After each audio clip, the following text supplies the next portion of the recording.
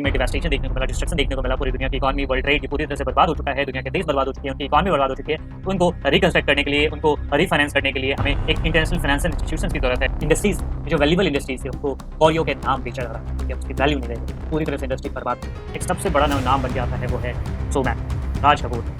राज कपूर साहब के जो चर्चे थे सोवियत रशिया में वो आप समझ सकते हो ज़्यादा बड़ा। फिर अमिताभ बच्चन हो, दिलीप कुमार हो, फिर आप देवानंद वगैरह को आप देख ही सकते हैं तस्वीर में, नूतन जी हो, ठीक है, नरगिस जी हो, ये सब यहाँ पे काफ़ी ज़्यादा पॉपुलर हुआ करते थे।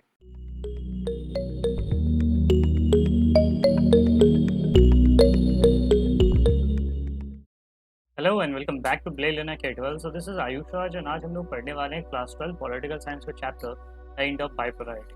और ये इस चैप्टर का पार्ट 3 है। अगर आपने फर्स्ट एंड सेकंड पार्ट नहीं देखा है तो सबसे पहले आप डिस्क्रिप्शन में दिए गए लिंक से या फिर पिन कमेंट में भी लिंक दिया गया है, तो पहले आप उन दोनों वीडियो को कंप्लीट करते हो, उसके बाद ही इस चैप्टर को, इस वीडियो को आप करें। सो अभी तक हम लोगों ने क्या पढ़ा है? अभी तक हम लोगों ने देखा कि किस प्रकार से यूएसएसआर का डिसोल्यूशन होता है। 1991 में यूएसएसआर 15 पार्ट में डिवाइडेड है। तो इस वीडियो में हम लोग पढ़ेंगे ये इस डिसोल्यूशन का या फिर डिसइंटीग्रेशन का क्या परिणाम होता है, मतलब कॉन्सिक्वेंसेज ऑफ डिसइंटीग्रेशन के बारे में हम लोग पढ़ेंगे। सो आपको जैसे पता है कि 1945 के बाद से एक कोल्ड वॉर का दौर रहा था। तो सुपर पावर थी, एक यूएसए और दूसरी तरफ यूएसएसआर, और दोनों के बीच में आइडियोलॉजिकल डिफरेंस था। यूएसए एक तरफ जहां लिबरल डेमोक्रेसी एंड कैपिटलिज्म को प्रमोट कर रहा था, वहीं दूसरी तरफ यूएसएसआर सोशलिज्म एंड कम्युनिज्म को प्रमोट कर रहा था। तो ये एक आइडियोलॉजिकल कॉन्फ्लिक्ट था जो कि कई सालों तक चला। तो यूएसएसआर अब डिसइंटीग्रेट हो गया है, तो उसके बाद इस कोल्ड वॉर का भी कोई औचित्य रह नहीं जाता है, मतलब उसका भी कोई सिग्निफिकेंस रह नहीं जाता। तो एक जो कॉन्सिक्वेंस आप कहोगे कि इस डिसइंटीग्रेशन का वो ये कि अब कोल्ड वॉर खत्म, कोल्ड वॉर का जो कन्फ्रंटेशन था वो फाइनली एंड होता है, क्योंकि दो सुपर पावर था तो उसके बीच में ये कोल्ड वॉर था। अब एक पावर, एक पार्टी रही ही नहीं, तो अब कोल्ड वॉर का कोई सिग्निफिकेंस रह ही नहीं जाता, उसकी बात रह ही नहीं जाती, तो कोल्ड वॉर खत्म हो जाता है। तो सबसे पहला कॉन्सिक्वेंस क्या कि कोल्ड वॉर का कन्फेडरेशन फाइनली खत्म हो जाता है, और ये जो आइडियोलॉजिकल डिस्प्यूट था between socialist and capitalist system के बीच में वो भी खत्म हो जाता है। और इसी के साथ आर्म्स रेस भी खत्म हो जाता है। आर्म्स रेस मतलब एक तरफ जहाँ पे यूएसए कई सारे न्यूक्लियर वेपन्स को डेवलप कर रहा था, कई सारे मिसाइल्स एंड बहुत सारे और भी वेपन्स को डेवलप कर रहा था, वही दूसरी तरफ यूएसआर भी यही सारी चीज़ें कर रहा था। एक तरह से आर्म्स रेस क्रिएट हो गया था कि हम ज़्यादा बनाएंगे तो हम ज़्यादा बनाएंगे, ठीक है। और इवन के डिटरेंस के लिए भी ये काफ़ी इंपॉर्टेंट था। डिटरेंस मतलब क्या होता है कि एक तरह से भय बनाने के लिए कि भाई हमारे पास इतने वेपन्स हैं, तो दूसरी जो पार्टी होगी वो डरेगी अटैक करने से, क्योंकि अगर उसको लगेगा कि अगर हम अटैक करते हैं तो दूसरी पार्टी के पास भी इतनी कैपेबिलिटी है कि वो भी हमें रिटेलिएट करके हमें नुकसान पहुंचा सकता है। तो डिटरेंस क्रिएट करने के लिए भी आर्म्स रेस में दोनों पार्टीज इन्वॉल्व थे, दोनों कंट्रीज इन्वॉल्व थे, एक तरफ यूएसए और दूसरी तरफ यूएसएसआर। तो इस तरह से आर्म्स रेस भी खत्म हो जाता है। और क्या कॉन्सिक्वेंस है, और क्या इसके इफेक्ट देखने को मिलते हैं? पहली चीज कि यूनिपोलर वर्ल्ड की शुरुआत हो जाती है, क्योंकि इससे पहले कौन सा वर्ल्ड था? बाइपोलर वर्ल्ड, ठीक है। कोल्ड वॉर जब चल रहा था उस समय कौन सा वर्ल्ड था? वर्ल्ड ऑर्डर कैसा था? बाइपोलर था।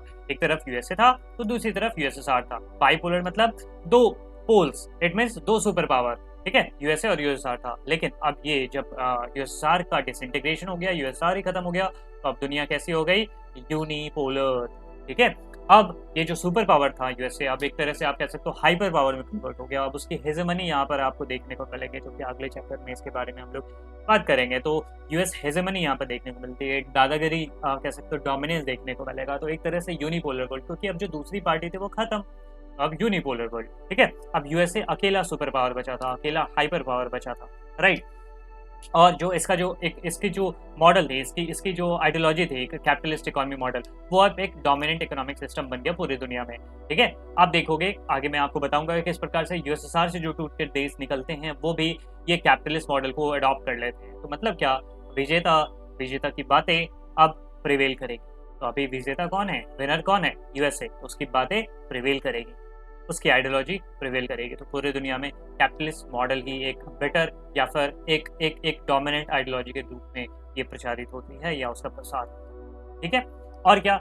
वर्ल्ड बैंक और आईएमएफ जैसे इंस्टीट्यूशंस, वर्ल्ड बैंक और आईएमएफ क्या है? ये भी एक कैपिटलिस्ट मॉडल पे आधारित संस्था है, एक इंटरनेशनल ऑर्गेनाइजेशन है जिसकी स्थापना ब्रिटेन वुड कॉन्फ्रेंस के द्वारा करी गई थी। 1944 में जुलाई महीने में ब्रिटेन वुड कॉन्फ्रेंस हुआ था, और उस कॉन्फ्रेंस में ये डिसाइड किया गया कि जो वर्ल्ड वॉर के कारण पूरी दुनिया में जो इकोनॉमी में डिवास्टेशन देखने को मिला, डिस्ट्रक्शन देखने को मिला, पूरी दुनिया की इकोनॉमी, वर्ल्ड ट्रेड ये पूरी तरह से बर्बाद हो चुका है, दुनिया के देश बर्बाद हो चुके हैं, उनकी इकोनॉमी बर्बाद हो चुकी है।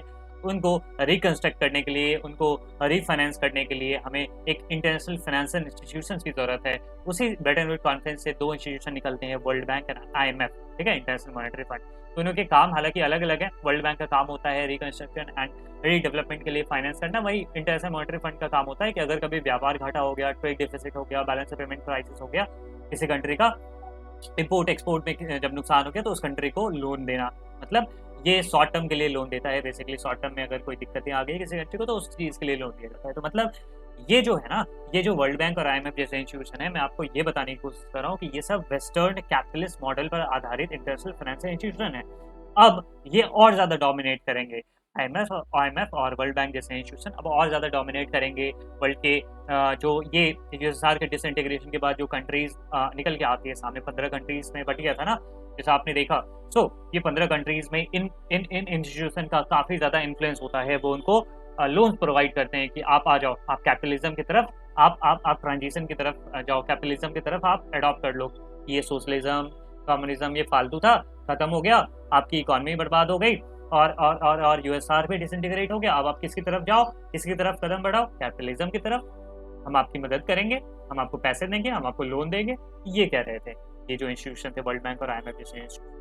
तो आप कह सकते हो कि यहाँ पर उनकी आइडियोलॉजी ज़्यादा प्रमोट करी जा रही थी। अमेरिका की आइडियोलॉजी वेस्टर्न कैपिटलिस्ट मॉडल वाली, साथ ही साथ लिबरल डेमोक्रेसी के मॉडल को भी यहाँ पर प्रमोट किया गया इन कंट्रीज़ में।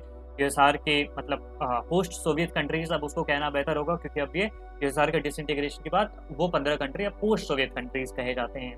तो उन कंट्रीज में लिबरल डेमोक्रेसी अडॉप्ट किया गया। एक तरफ जहाँ पे जब USSR हुआ करता था यहाँ पे अथॉरिटेरियन गवर्नमेंट होती थी, यहाँ पर बहुत सारे रिस्ट्रिक्शंस होते थे, डेमोक्रेसी नाम की कोई चीज़ नहीं थी।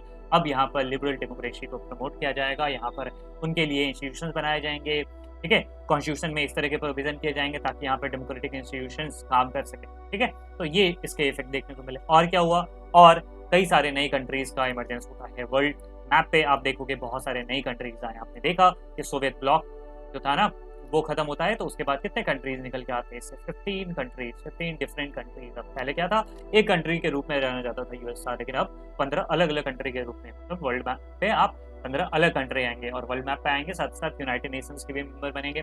और बहुत सारे जो बाल्टिक और ईस्ट यूरोपियन कंट्रीज थे, बाल्टिक नेशन मतलब एस्टोनिया, लातविया जैसे कंट्री जो कि बाल्टिक सी के पास है तो उनको बाल्टिक नेशन कहा जाता है।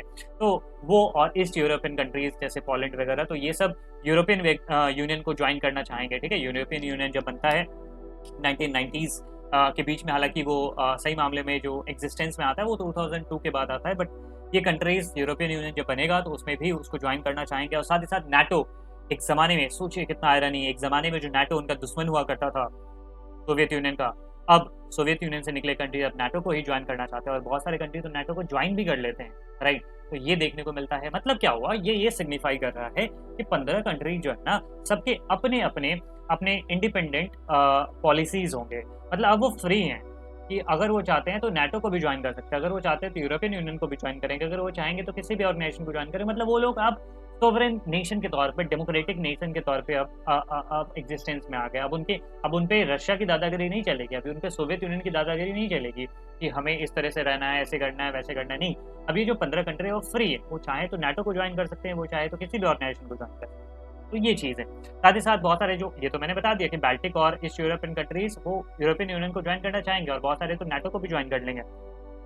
वहीं दूसरी तरफ जो सेंट्रल एशिया के कंट्री थे जैसे तजाकिस्तान, किर्गिस्तान, तुर्कमेनिस्तान, ये सब कंट्रीज इनको काफ़ी फायदा मिलता है इनके ज्योग्राफिकल लोकेशन के कारण। मैं आपको मैप दिखाऊंगा तो आपको पता चलेगा कि इनको रशिया से एक तरफ से उनको फायदा मिला था क्योंकि रशिया से इनके बॉर्डर लगे रहे थे, उसका भी एडवांटेज लिया। साथ ही साथ वेस्ट के जो कंट्रीज थे, ठीक है, मतलब वेस्ट के कंट्रीज जैसे यूरोप और USA से कंट्रीज हैं, फिर चाइना से भी इनको काफ़ी ज़्यादा इनके संबंध अच्छे हो गए थे, ठीक है। तो इन सब कारणों से इन कंट्रीज को भी फायदा मिलता है। तो एक तरफ जहाँ पे बाल्टिक और east European countries European union को ज्वाइन कर रहे हैं, वहीं पर सेंट्रल एशियन कंट्री जो है उनको अलग अलग देशों के साथ अपने संबंध बनाते हैं। हालांकि इसके पीछे कारण भी ये था कि सेंट्रल एशिया में ना आपको हाइड्रोकार्बन्स और ये जो ऑयल्स होते हैं ना, ऑयल वो ज़्यादा है, मतलब वहाँ पे तेल, हाइड्रोकार्बन्स ये सब काफ़ी ज़्यादा वहाँ पर मिलते हैं। तो इसके कारण से भी ना कि बहुत सारे कंट्री उनके साथ संबंध रखना चाहते हैं। तो जो सेंट्रल एशिया कंट्री उन्होंने रशिया के साथ, चाइना के साथ, इवन कि हमारे साथ, इंडिया के साथ, US के साथ, वेस्टर्न यूरोप के साथ कंट्री, इन सब कंट्री के साथ अच्छे संबंध उन्होंने स्थापित कर लिए थे। तो मतलब क्या हुआ, इंटरनेशनल सिस्टम में कई सारे नए प्लेयर्स इमर्ज हुए, सबकी अपनी अपनी आइडेंटिटी थी, सबके अपने अपने इंटरेस्ट थे, सबने अपने अपने अपने इकोनॉमिक एंड पॉलिटिकल डिफिकल्टीज भी थी। मतलब सारे कंट्रीज अब अपने अपने हिसाब से अपने पॉलिसीज को गवर्न करेंगे, अपने हिसाब से इकोनॉमिक पॉलिसी बनाएंगे, पॉलिटिकल पॉलिसी बनाएंगे, अपने हिसाब से वो संबंध बनाएंगे। अगर वो चाहते हैं किसी इवन के यूएस के साथ संबंध बनाना, इवन नाटो के साथ संबंध बनाना, तो उसके लिए भी अब वो फ्री थे। ठीक, यहाँ पर आप इस मैप को देख सकते हो कि जो पोस्ट सोवियत कंट्रीज हैं उसमें आप देखोगे कि 15 नेशन है। सोवियत यूनियन जो कि बाद में फिर टूट कर 15 पार्ट में डिवाइड हो जाता है, तो फिर रशिया हो गया, फिर आप जो मैंने बताया था बाल्टिक कंट्रीज, तो ये सब बाल्टिक कंट्रीज वगैरह हैं। बाल्टिक कंट्रीज ने यूरोपियन यूनियन को, बहुत सारी कंट्रीज ने यूरोपियन यूनियन को ज्वाइन कर लिया था इसमें से, फिर नाटो को भी इन लोगों ने ज्वाइन कर लिया। फिर ये जो सेंट्रल एशिया की कंट्रीज ये हो गए Kazakhstan, Uzbekistan, Turkmenistan, Kyrgyzstan, Tajikistan. तो इनको फायदा मिला ना, ऊपर से रशिया के साथ भी इनको अच्छे संबंध इनके स्थापित हो गए, फिर इधर चाइना के साथ भी इनके अच्छे संबंध हो गए स्थापित, फिर इधर नीचे इंडिया के साथ भी अच्छे संबंध स्थापित हो गए, राइट। फिर इधर अगर आप देखोगे अरबियन कंट्री, उनके साथ भी इनके काफ़ी अच्छे रिश्ते हैं। तो ये चीज़ें हुई, मतलब इनको अपनी अपनी पॉलिसीज़ के साथ ये अपने कंट्री को गवर्न कर रहे थे। लेकिन सब कुछ सही भी नहीं था, ठीक है। ऐसा आप कहोगे कि ये बहुत एक फेरी टेल जैसा सिचुएशन लगता है कि सब कुछ बहुत सही है, कंट्री तो टूट गया है, लेकिन उसके बाद सभी कंट्री में अच्छी अच्छी चीज़ें हो रही हैं। नहीं, ऐसा भी नहीं था। यहाँ पर कुछ दिक्कतें भी आते हैं जिसको हम लोग शॉक थेरेपी कहते हैं। Shock therapy in post communist regime. Shock therapy का मतलब क्या हो गया, देखिए अब क्या हो रहा है कि एक तरफ से जब देश सोशलिज्म में था, अब वो कन्वर्ट हो रहा है कैपिटलिज्म, ठीक है। इसी चीज़ को कहते हैं शॉक थेरेपी। मतलब ये जो ट्रांजिशन था अथॉरिटेरियन सोशलिस्ट कम्युनिस्ट कंट्री, वो जो कन्वर्ट होती है कैपिटलिस्ट कंट्री में, उस ट्रांजिशन को, मतलब एक दौर से, एक आइडियोलॉजी से, एक सिस्टम ऑफ गवर्नमेंट से दूसरे सिस्टम ऑफ गवर्नमेंट में जो जाना था, वो काफ़ी दुखदाई था, काफ़ी कष्टकारी रहा कई सारे कंट्रीज के लिए। बहुत सारे प्रॉब्लम्स होते हैं जिसके बारे में आगे हम लोग डिटेल में बात करेंगे। तो इन प्रॉब्लम्स को, इस ट्रांजिशन को हम लोग कहते हैं शॉक थेरेपी। शॉक थेरेपी का मतलब क्या हो गया, तो देखिए शॉक थेरेपी मतलब it is a model of transition from an authoritarian socialist system to a democratic capitalist system. एक टाइप ऑफ सिस्टम था ना जो कि यूएसएसआर में प्रिवेल करता था। कैसा सिस्टम होता था, अथॉरिटेरियन मतलब उसके ऊपर कोई चेक रखने वाला नहीं है, सॉर्ट ऑफ डिक्टेटरशिप आप कह सकते हो, अगर आप आसान भाषा में कहना सको, कि जो भी करना होता था वो रशिया के जो रशिया डोमिनेट किया करता था इन सब देशों पे, रशिया की जो मर्जी होती थी वो वैसा करवाता था। यहाँ पर राइट्स वगैरह नहीं दिए जाते थे, डेमोक्रेसी नाम की तो चीज़ ही आप भूल जाओ। तो अथॉरिटेरियन सिस्टम, ठीक है, एक तरह से कह सकते हो एब्सोल्यूटिस्ट सिस्टम से और कम्युनिस्ट सिस्टम से वो किस तरफ कन्वर्ट हो गया, कैपिटलिस्ट सिस्टम की तरफ, लिबरल डेमोक्रेसी की तरफ। तो ये जो ट्रांजिशन था एक दौर से दूसरे दौर में जाना, इसी चीज़ को हम लोग शॉक थेरेपी कहते हैं। और इस चीज़ को किसने एडमिनिस्टर किया था या किसने ब्रोकर किया था, तो वर्ल्ड बैंक एंड IMF। समझ में आई बातें, फिर से मैं आपको रिपीट कर देता हूँ। It is the mode of transition from an authoritarian socialist system to a democratic capitalist system in Russia, Central Asia and Eastern Europe that was influenced by the World Bank and IMF। इस चीज़ को बोला जाता है shock therapy. मतलब एक system of government से दूसरे system of government, या फिर आप कह सकते हो एक इकोनॉमिक सिस्टम से दूसरे इकोनॉमिक सिस्टम की तरफ जो ट्रांजिशन हुआ इन पोस्ट सोवियत कंट्रीज का, जिसको ब्रोकर किया या जिसको एडमिनिस्टर किया, जिसको इन्फ्लुएंस किया वर्ल्ड बैंक और IMF जैसे इंस्टीट्यूशन ने, उस चीज़ को जाना जाता है शॉक थेरेपी। यहाँ पर बहुत सारी दिक्कतें होती हैं। ये जो ट्रांजिशन था काफ़ी पेनफुल था। आप एक सिस्टम ऑफ गवर्नमेंट से जो कि काफ़ी सालों से 40-50 सालों से आप उस सिस्टम में रह रहे हो, और उसके बाद एक अलग ही उसके ठीक अपोजिट वाले सिस्टम में आप जा रहे हो, तो ये काफ़ी कष्टकारी रहा इन सारे कंट्रीज़ के लिए, काफ़ी प्रॉब्लमैटिक रहा, ठीक है। हालांकि अब ऐसा नहीं था कि हाँ कि सारे कंट्रीज़ में इक्वली इसका इफेक्ट पड़ा, कि सारे कंट्रीज़ में एक ही जैसा इफेक्ट हो, नहीं, ऐसा भी नहीं था। कुछ कंट्रीज़ में इसका ज़्यादा इफेक्ट पड़ा और कुछ कंट्रीज़ में इसका कम इफेक्ट पड़ा, लेकिन ये चीज़ तो श्योर था कि सारे कंट्री को दुख झेलने पड़े, प्रॉब्लम झेलने पड़े। तो देखिए अब हम लोग बात करते हैं कि आखिर चेंजेस क्या क्या है उस इकॉनमी में, उस सिस्टम में, उस सोसाइटी में क्या क्या चेंजेस आए पोस्ट सोवियत कंट्रीज़ की अगर बात करें। सबसे पहले कैपिटलिस्ट सिस्टम की तरफ शिफ्ट हो गया। ये जो कम्युनिस्ट सिस्टम था, सोशलिस्ट सिस्टम था, उसकी तरफ से हटकर अब निकल के आ गए countries capitalist economy. Capitalist economy मतलब क्या होता है, यहाँ पर प्राइवेट प्रॉपर्टी को यहाँ पर छूट दी जाएगी कि आप अपने हिसाब से आप अपने कंपनी को चला सकते हो, अपने हिसाब से प्राइसेस एडमिनिस्टर कर सकते हो, डिमांड सप्लाई के हिसाब से प्राइसेस डिसाइड होंगी, मतलब यहाँ पर फ्रीडम होता है। कैपिटलिस्ट सिस्टम कैसा होता है कि प्रॉफिट मेकिंग के लिए काम किए जाते हैं, मतलब यहाँ पर प्राइवेट ओनरशिप होता है, लोग प्राइवेटली ओन कर सकते हैं, रिसोर्सेज को एक्सप्लॉइट कर सकते हैं, यूज़ कर सकते हैं to make profit. Profit and profit ही यहाँ पर मैक्सिमाइजेशन का प्रॉफिट मैक्सिमाइजेशन ही यहाँ पर गोल होता है। तो यहाँ पे प्राइवेट प्रॉपर्टी को भी ओन करने की छूट दी गई कि मतलब आप प्राइवेट प्रॉपर्टी को ओन कर सकते हो। पहले जैसे आपको पता होगा कि पहले क्या होता था, जब यूएसएसआर था तो वहाँ पे सुई से लेकर जहाज तक कौन बनाएगा, तो स्टेट ही बनाएगा, गवर्नमेंट ही बनाएगी, प्राइवेट ओनरशिप नहीं हो सकती थी। लेकिन अब यहाँ पर कैपिटलिस्ट सिस्टम अब बन गया था ना, तो अब यहाँ पे प्राइवेट ओनरशिप को अलाउ कर दिया गया था। साथ ही साथ यहाँ पर फ्री ट्रेड, एफडीआई मतलब क्या होता है, फॉरेन डायरेक्ट इन्वेस्टमेंट। इसका अर्थ होता है कि विदेशों से यहाँ पर इन्वेस्टमेंट को अलाउ किया गया कि विदेशों से भी यहाँ पे इन्वेस्टमेंट आ सकते हैं। और इस तरह इन्वेस्टमेंट आने का मतलब हो गया कि विदेशी कंपनी भी अब यहाँ पर इन कंट्रीज में आकर, मतलब पोस्ट सोवियत कंट्रीज में आके अपने कंपनीज खोल सकते हैं, अपने आउटलेट खोल सकते हैं। इवन की एक जो मैकडोनल्ड्स का आउटलेट खुला था, तो ये बहुत बड़ी बात थी उस जमाने में रशिया के लिए कि हाँ, रशिया में मैकडोनल्ड्स आ रहा है, मतलब विदेशी कंपनी आ रही है, वो भी अमेरिका की कंपनी है, वो आ रही है यहाँ पर। तो ये सब चीज़ें थी, हुआ करती थी, मतलब फॉरेन डायरेक्ट इन्वेस्टमेंट, मतलब विदेशी कंपनी भी अब इन कंट्रीज में आ सकती थी और उनको प्रमोट भी किया जाता था कि आप आओ यहाँ पर। उनको अट्रैक्ट करने की कोशिश करी जाती थी। फ्री ट्रेड को प्रमोट किया गया कि वर्ल्ड के कोई भी कंट्री, कोई भी कंपनी हो, किसी भी देश की कंपनी हो, आप हमारे देश में आ सकते हो, राइट।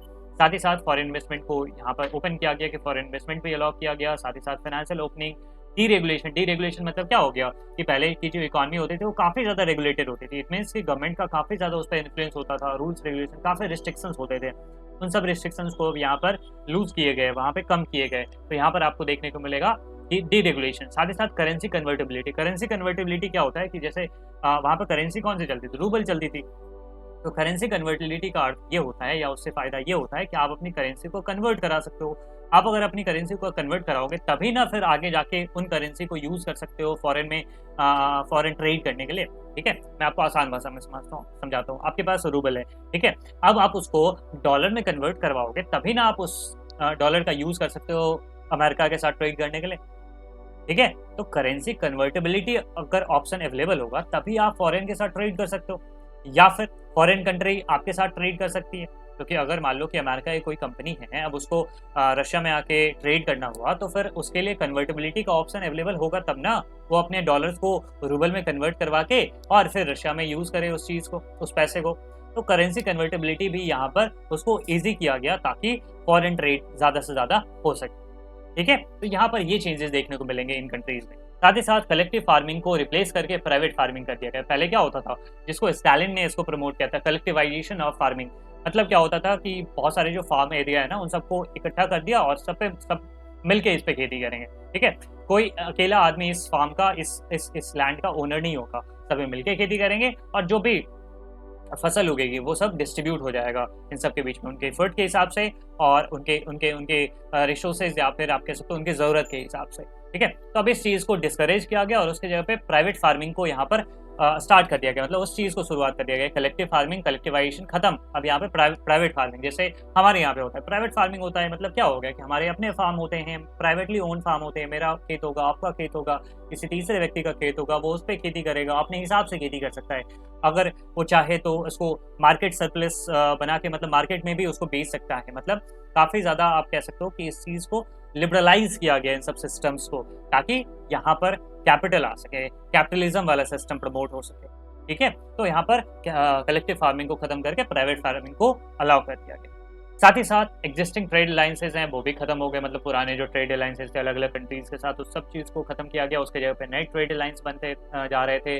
जैसे आपको मैंने बताया ना कि सेंट्रल एशिया अब वो बना रहा है अपने ट्रेड अलायंस, यूएस के साथ बना रहा है। सोचो, यूएस के साथ तो पहले किसी के ट्रेड अलायंस नहीं होंगे, या वेस्टर्न यूरोप के कंट्रीज के साथ किसी के ट्रेड अलायंस नहीं होंगे इन कंट्रीज में, लेकिन अब उनके साथ बनाया जा रहा है, वेस्ट के साथ, वेस्टर्न यूरोप के साथ, और भी साथ साथ चाइना और इवन की बहुत सारे और भी कंट्रीज के साथ आप ट्रेड अलायंस बना जा रहे हैं। मतलब पुराने जो अलायंसेस थे ना उसको खत्म करके अब नए अलायंस बना जा रहे हैं। इवन की जो एक ज़माने में दुश्मन था अमेरिका, वेस्टर्न यूरोप के कंट्रीज, जो दुश्मन हुआ करता था, उन कंट्रीज के साथ भी ट्रेड अलायंसेस बनाए गए, अच्छे संबंध बनाए गए। तो आप कह सकते हो कि धीरे धीरे ये वेस्टर्न इकोनॉमिक सिस्टम में ये भी एक तरह से एब्जॉर्ब, पूरी तरह से जो टूटे हुए देश थे वेस्टर्न इकोनॉमिक सिस्टम में ही घुल मिल गए, राइट। और वेस्टर्न कैपिटलिस्ट स्टेट जो आज के समय कह सकते हो कि वो उस समय में लीडर्स बन गए और उन्होंने गाइड किया, अच्छा चलो आपको अपने कंट्री में डेवलपमेंट करना है, ठीक है, आईएमएफ और वर्ल्ड बैंक तैयार है उनको लोन देने के लिए। और मैं आपको बता दूं, आईएमएफ और वर्ल्ड बैंक जो है ना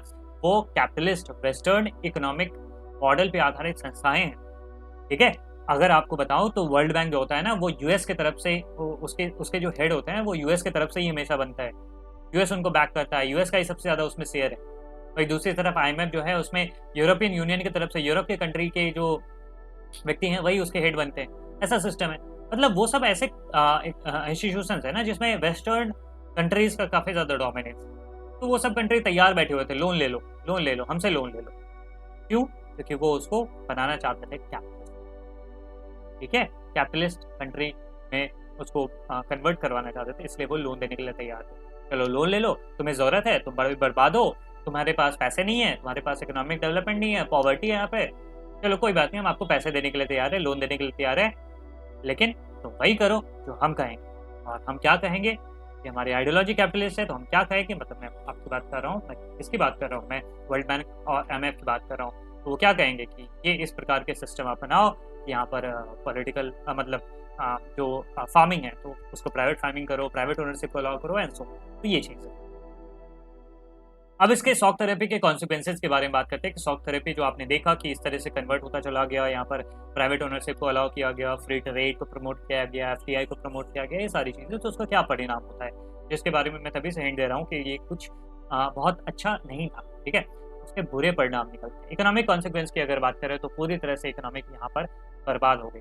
शॉक थेरेपी के कारण इकोनॉमी बर्बाद होती चली गई। लोगों के लिए एक डिजास्टर जैसा ही समय था, क्योंकि अगर आप देखोगे कि स्टेट कंट्रोल, एक ज़माने में जो इंडस्ट्रीज़ होते थे जिसको स्टेट कंट्रोल किया करते थे, मैंने आपको बताया ना कि मतलब जब यूएसएसआर था तो क्या होता था कि सारे जो इंडस्ट्रीज़ होते थे, रिसोर्सेज होते थे, वो कौन कंट्रोल करता था, वो स्टेट कंट्रोल करता था। तो एक ज़माने में जो स्टेट कंट्रोल इंडस्ट्रीज़ थे वो पूरी तरह से कोलैप्स कर गए, और आप देखोगे कि 90% करीब 90% आपको हो कि लगभग सारे ही इंडस्ट्रीज़ जो है ना वो उनके को बेचा जा रहा था, और वो भी औने पौने दाम पे। मतलब वो जो स्टेट की कंपनीज थी ना, स्टेट कंट्रोल कंपनी, वो पूरी तरह से बर्बाद होती। एक ज़माने में यूएसएसआर में स्टेट कंट्रोल कंपनीज ही होते थे, अब वो इतने बर्बाद हो गए थे जब उनको बेचा जा रहा था, वो चलाने लायक नहीं बच गए थे, उनको औने पौने दाम पे बेचा जा रहा था, और इसलिए इसको largest garage sale in history कहा जाता है। ठीक है, इसको largest garage sale in history कहा जाता है क्योंकि ये जो इंडस्ट्रीज, ये जो वैल्यूबल इंडस्ट्रीज थे, उनको कौड़ियों के दाम बेचा जा रहा था, क्योंकि अब उसकी वैल्यू नहीं रह गई, पूरी तरह से इंडस्ट्री बर्बाद हो चुकी। ठीक है, तो ये हो गया इकोनॉमिक कॉन्सिक्वेंसेस। साथ ही साथ इसमें अगर आप देखोगे कि जब इंडस्ट्रीज वगैरह है, जैसे इंडस्ट्रीज वगैरह जब उसको बेचा जा रहा था तो लोगों को वाउचर्स दिए गए थे। वाउचर्स मतलब कूपन्स दिए गए कि आप भी इसमें शेयर खरीद सकते हो। ठीक है, आप इस कंपनी को खरीद सकते हो, इसमें कुछ कुछ कुछ ओनरशिप रख सकते हो। जैसे वाउचर्स दिए गए कि ये 2% के वाउचर्स हैं या 5% के वाउचर्स हैं, ऐसे वाउचर्स दिए गए कि आप भी इस कंपनी के शेयर्स को खरीद सकते हो। ठीक है, लेकिन लोगों ने ये खरीदना अच्छा नहीं समझा कि फालतू कंपनी के शेयर्स कौन खरीदेगा, फालतू कंपनी में कौन इन्वेस्ट करेगा। इससे बेटर है लोगों ने क्या किया, ब्लैक मार्केट में उन कूपन्स को बेच दिया, उन वाउचर्स को बेच दिया, क्योंकि लोगों को पैसे की जरूरत थी, उनको कंपनी में, और वो भी डूबती हुई कंपनी में शेयर खरीदने से कोई इंटरेस्ट नहीं था। उनको मतलब था कि हमें पैसे चाहिए, क्योंकि लोग भूख से मर रहे हैं, लोगों के पास खाने के लिए पैसे नहीं है। उस स्थिति में लोगों ने ब्लैक मार्केट में इन वाउचर्स को सेल कर, मतलब कोई इंटरेस्टेड नहीं है ऐसे कंपनीज को खरीदने के लिए। रूबल जो रशिया की करेंसी थी वो पूरी तरह से डिक्लाइन हो गई, उसकी वैल्यू, मतलब उसका जो वैल्यू था ना पूरी तरह से यहाँ पर नीचे औंधे मुड़ गिर गया। इन्फ्लेशन बहुत हाई था। इन्फ्लेशन अगर आप कहो तो लेमैन लैंग्वेज में इसका मतलब हो गई महंगाई। ठीक है, इन्फ्लेशन मतलब होता है कि जब लंबे समय तक जो वस्तु और सेवाएं हैं उसके दाम जब बढ़ते जाते हैं तो उसको इन्फ्लेशन कहते हैं। ठीक है, तो मुद्रास्फीति, हालांकि इसका जो सही मीनिंग होता है वो मुद्रास्फीति होता है, लेकिन आप इसको महंगाई से समझ सकते हो। तो महंगाई यहाँ पर चरम सीमा पर पहुंच गई थी, बहुत ज़्यादा था। मतलब एक तो लोगों के पास खाने के लिए पैसे नहीं, ऊपर से महंगाई बढ़ी जा रही है। अगर आप देखोगे तो यहाँ पे देखो शॉक थेरेपी का क्या इम्पैक्ट पड़ा था। रशिया के 1500 बैंक, सोचो, रशिया के 1500 बैंक और दूसरे जो फाइनेंशियल इंस्टीट्यूशन थे सारे दिवालिया हो गए, बैंक बर्बाद। सोच सकते हो 1500 से ज़्यादा बैंक और फाइनेंशियल इंस्टीट्यूशन बर्बाद हो गए रशिया के। ये जो इमेज आप देख रहे हो रशिया के सेकंड लार्जेस्ट बैंक है, इसका नाम था इनकॉम बैंक, इनकॉम बैंक, ये भी बर्बाद हो चुका है। समझ में आई, 1998 में बैंक हो गया। इसके कारण से आप कह सकते हो कि 10,000 जो कॉर्पोरेट और प्राइवेट शेयर होल्डर्स थे उनके पैसे डूब गए। जिन्होंने भी इसमें पैसे लगा रखे होंगे, शेयर्स इसमें खरीद रखे होंगे, मतलब इसमें जो ओनरशिप है वो खरीद रखे होंगे, सारे के पैसे बर्बाद हो गए। इवन कि जिन्होंने यहाँ पर पैसे डिपॉजिट किए थे उन सबके पैसे, मतलब मालिक के भी पैसे डूबे, शेयर होल्डर्स के भी पैसे डूबे, कस्टमर के भी पैसे डूबे, सभी। ऐसी स्थिति। कलेक्टिव फार्म सिस्टम जो मैंने आपको बताया है वो भी डिसइंटीग्रेट हो गया। तो मतलब क्या हो गया कि कलेक्टिव फार्म सिस्टम होता था ना, तो सब मिलके खेती करेंगे और सबको अपनी अपनी ज़रूरत और उनके एफर्ट के हिसाब से उनको अनाज मिल जाया करता था, लेकिन अब वो खत्म हो गया। तो अब क्या हो गया, प्राइवेट ओनरशिप आ गया। तो लोगों के पास पैसा रहेगा, लोगों के पास रिसोर्सेज रहेंगे, तब ना वो खेती करेंगे, तब ना वो खाएंगे। समझ में आई बात है। तो इस कारण से क्या हुआ कि रशिया को ये नौबत आन पड़ी कि रशिया को फूड इंपोर्ट करना पड़ता था दुनिया के अलग अलग देशों से। ऐसी नौबत आ चुकी थी। एक ज़माने में जो रशिया सेल्फ सफिशिएंट हुआ करता था, उसको फूड दूसरे देश से नहीं मंगाना पड़ता था, अब वो तो फूड भी दूसरे देश से। साथ ही साथ जो सोशल वेलफेयर स्कीम चलता था, एक चीज़ जो मैंने आपको बहुत अच्छा बताया था कि रशिया में एक चीज़ जो बहुत अच्छी थी, रशिया या फिर कह सकते हैं यूएसआर में एक बहुत अच्छी चीज़ थी, तो वहाँ पर वेलफेयर स्कीम काफ़ी बेटर था। मतलब education, health care, child care, ये सब काफ़ी अच्छे सिस्टम वहाँ पर थे। मतलब बहुत हाईली सब्सिडाइज्ड रेट पर लोगों को अवेलेबल था, या तो फ्री अवेलेबल था या बहुत कम दामों पे अवेलेबल था। क्योंकि अब ये सब सिस्टम खत्म, तो यहाँ पर वेलफेयर स्कीम भी खत्म। जब वेलफेयर स्कीम खत्म, तो मतलब सरकारी सब्सिडीज़ भी खत्म। इसके कारण से बहुत सारे लोग पॉवर्टी में चले गए। सोचो, एक ज़माने में जब उनको फ्री में अनाज मिल जाता था, फ्री में या बहुत कम दामों पर, फ्री कहो या फिर बहुत कम दामों पे अनाज मिल जा रहा है, शिक्षा मिल जा रही है, स्वास्थ्य सुविधा मिल जा रही है, वो सब तो अब खत्म ना। वो सब तो अब विथड्रॉ कर लिया सरकार ने, क्योंकि अब सरकार अब सोशलिस्ट गवर्नमेंट तो रही नहीं, वेलफेयर गवर्नमेंट तो रही नहीं। अब तो वो कैपिटलिस्ट गवर्नमेंट है। तो कैपिटलिस्ट गवर्नमेंट में क्या होता है, सरकार का कोई इन्वॉल्वमेंट नहीं होता है। अब ये सारी वेलफेयर स्कीम जो थी ना, वो सारे खत्म हो गए। तो लोग जो है ना, वो और ज़्यादा पॉवर्टी में डूबते चले गए, डूबते चले गए, डूबते चले गए। ठीक है। मतलब वो बेचारे अब जो पुअर लोग थे, वो तो और ज़्यादा पॉवर्टी में चले गए। मिडिल क्लास भी बहुत बुरी स्थिति में थे। सारे जो एकेडमिक और इंटेलेक्चुअल मैन पावर थी, वो या तो दूसरे देश में भाग जा रहे थे, या फिर वहीं पर बर्बाद हो जा रहे थे, भूख से मर। मतलब जो पढ़े लिखे लोग थे, मिडिल क्लास थे या इंटेलेक्चुअल मैन थे, वो या तो दूसरे देश भाग रहे थे, उनको खाने के लिए पैसे नहीं, उनकी ज़रूरतें पूरी नहीं। और इस सब के बीच में एक माफिया इमर्ज होता है, रशियन माफिया। आपने काफी नाम सुना होगा। तो रशियन माफिया इमर्ज होता है, वो अब इंडस्ट्री को ओन करना शुरू करता है, इकोनॉमिक, वो काफ़ी ज़्यादा पावरफुल हो जाते हैं। उन्होंने गलत गलत धंधों जो जो जो काम होते हैं उनमें इन्वॉल्व होके, जैसे मान लो कि जो ड्रग्स वगैरह हो गया या वेपन की डीलिंग हो गई, स्मगलिंग हो गई, इन सब तरीकों से उन्होंने काफ़ी सारा पैसा कमा लिया था। और जब पैसा कमा लिया था, तो फिर काफ़ी ज़्यादा पावरफुल होते चले गए और इकोनॉमिक सिस्टम को वो लोग कंट्रोल करते रहे, करना स्टार्ट कर दिया उन्होंने। तो रशियन माफिया इस ज़माने में काफ़ी ज़्यादा इमर्ज हो जाता है, काफ़ी ज़्यादा पावरफुल बन जाता है। और साथ ही साथ लोगों के बीच में ग्रेट इकोनॉमिक इनइक्वालिटी, मतलब गल्फ बहुत बड़ा बन जाता है। बहुत सारे लोग बहुत गरीब रह जाते हैं और कुछ लोग बहुत अमीर हो जाते हैं रशियन माफिया के। ये हो गया इकोनॉमिक कॉन्सिक्वेंस। पॉलिटिकल कॉन्सिक्वेंस की अगर बात करें, तो अगर आप देखोगे तो कॉन्स्टिट्यूशन जो इन सब देशों में था, ये जो 15 कंट्रीज जो नए नए अभी आए हैं एग्जिस्टेंस में, उन सारे कंट्रीज में जो कॉन्स्टिट्यूशन है, बहुत हड़बड़ी में बनाए हैं। और जब हड़बड़ी में चीज़ें बनाई जाती है, तो आप जानते हो, अगर अगर आप कोई चीज़ जल्दबाजी में करोगे, तो फिर परिणाम भी वैसा ही निकलेगा। यहाँ पर जो कॉन्स्टिट्यूशन बनाए गए, उसमें बहुत बुरे हालात, ठीक है।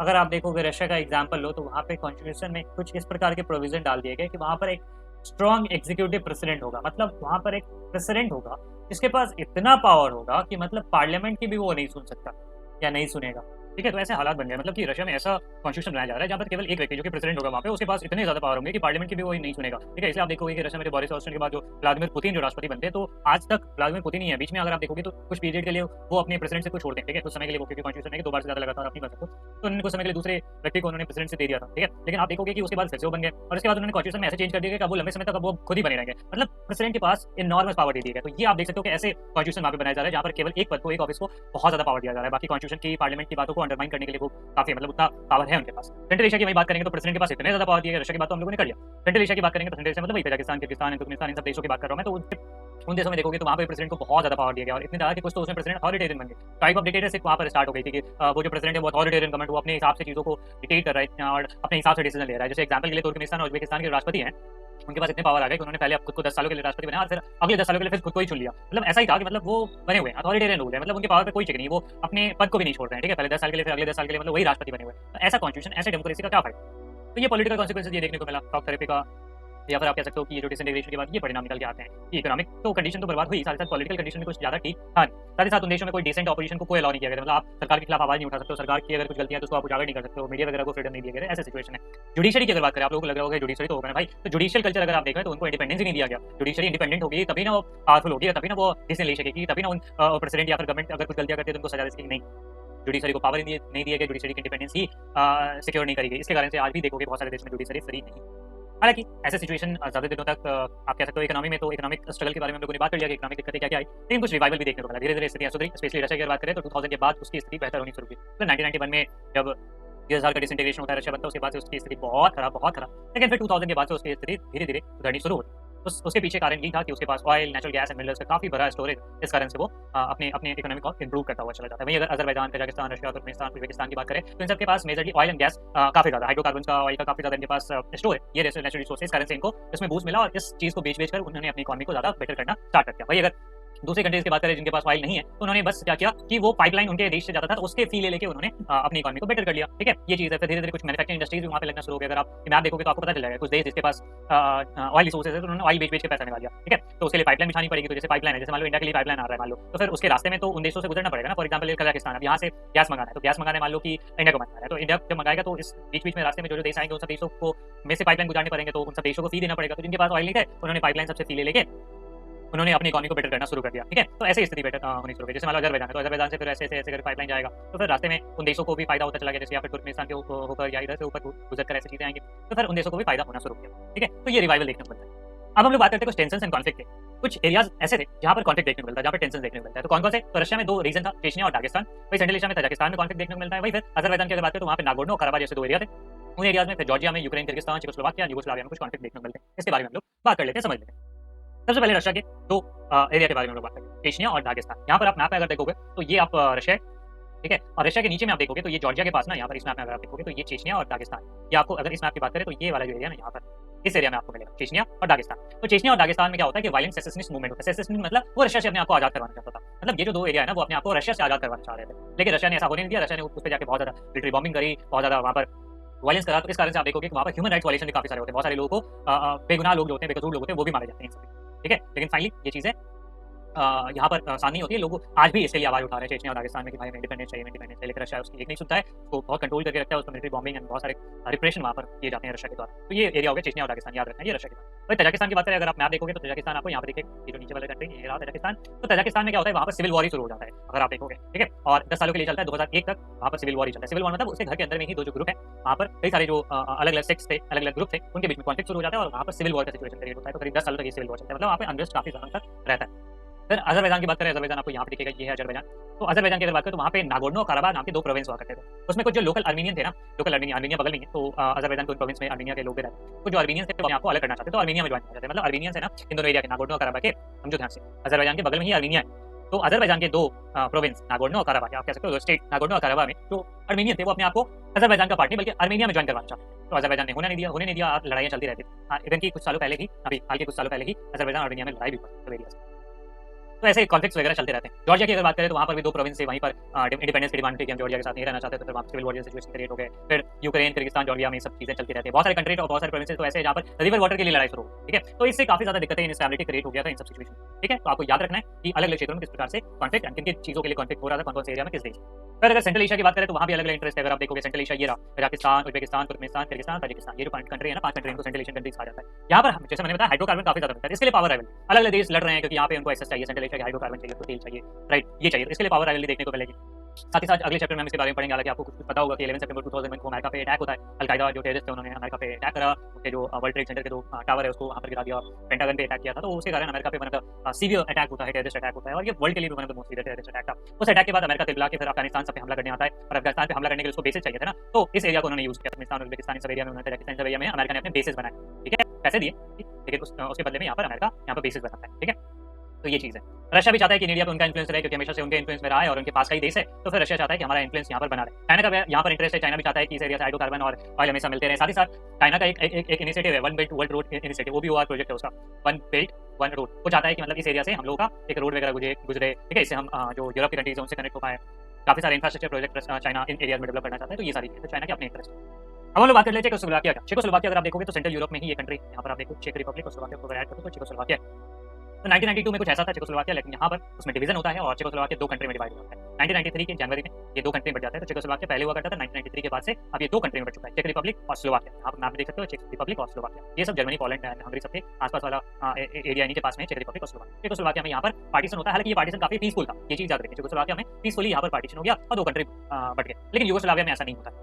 यूगोस्लाविया अगर आप देखोगे तो ये है यूगोस्लाविया। 1991 में कुछ ऐसे एरिया थे, लेकिन फिर धीरे-धीरे यहाँ पर डिसइंटीग्रेशन हो गया, अलग-अलग एरिया वाले लोग अपने आप को अलग करना चाहते थे, आज़ाद मुल्क के रूप में देखना चाहते थे। यूगोस्लाविया में चीज़ें सही रही थी जब तक टीतो का शासन रहा था। जो टीतो के बारे में मैंने आपको बताया था, जब हम लोगों ने पढ़ा था एनएएम के बारे में, नॉन अलाइन्ड मूवमेंट के बारे में, तो उसमें टीतो का रोल काफ़ी अच्छा रहता है। टीतो ने कम्युनिस्ट ब्लॉक को ज्वाइन नहीं किया था, बल्कि वो एक कम्युनिस्ट कंट्री थे, कम्युनिस्ट गवर्नमेंट ही थी, लेकिन उन्होंने डैम को ज्वाइन कर लिया था। तो यूगोस्लाविया जो है ना, वहाँ पे टीतो जब तक रहते थे तो ये सही था, लेकिन टीतो के मरने के बाद यहाँ पर जो मूवमेंट है, जो सेसनिस्ट मूवमेंट है, अपने आप को अलग देश बनाने की जो मूवमेंट है, वो और ज़्यादा तेज हो जाती है और इसके कारण से अलग देश यहाँ पर बनते जाते हैं। 1991 के बाद देखोगे क्रोएशिया, स्लोवेनिया, बॉस्निया हर्जेगोविना, आप देख सकते हो क्रोएशिया हो गया, स्लोवेनिया हो गया, बॉस्निया हर्जेगोविना है, ठीक है, अपने इंडिपेंडेंस को डिक्लेयर करते जाते हैं, ठीक है। एथनिक सर्ब जो थे, सर्ब लोग यहाँ पे जो थे वो अपोज करते हैं, तो फिर वहाँ पर बहुत सारे लोगों का मैसेकर होता है, नन सर्ब बॉस्नियंस का मैसेकर होता है, कोसोवो में मैसेकर होता है, कोसोवो में काफ़ी सारे लोगों को मारा जाता है, फिर नाटो इंटरवीन करता है इन एरिया से, कोसोवो में फिर नाटो आता है, यहाँ पर बॉम्बिंग करी जाती है, मतलब यहाँ पर सिविल वॉर बहुत दिक्कतें होती हैं यहाँ पर बेसिकली, हर एक एरिया अपने आप को अलग करवाया जाता है। फिर कुछ सालों के लिए कोसोवो जो है यूनाइटेड नेशंस के अंदर में चला जाता है, यूनाइटेड नेशंस का यहाँ पर एडमिनिस्ट्रेशन होता है, उसके एरिया में चला जाता है। तो ये चीज़ है, ये 2006 का मैप है, यहाँ पर देख सकते हो, सब अलग-अलग कंट्री में, स्लोवेनिया, क्रोएशिया, ठीक है, ये सारी कंट्री। मैं आपसे एक क्वेश्चन पूछता हूँ, चलिए आप बताइए, आप मदर टेरेसा का आपने नाम सुना होगा, तो मदर टेरेसा का जो बर्थ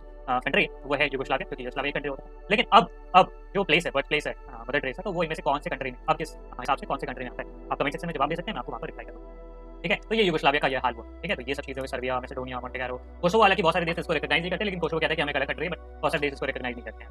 तो मतलब यहाँ पर काफ़ी ज़्यादा इंडिपेंडेंट मूवमेंट स्टार्ट हुआ और ये काफ़ी ज़्यादा वायलेंट था, सिविल वॉर जैसी सिचुएशन यहाँ पर काफ़ी बढ़ गया। ठीक है, ये चीज़। सो अब बात करते हैं हम लोग India and post communist countries, मतलब इन जो कंट्रीज हैं इनके साथ इंडिया का क्या रिलेशन रहा है।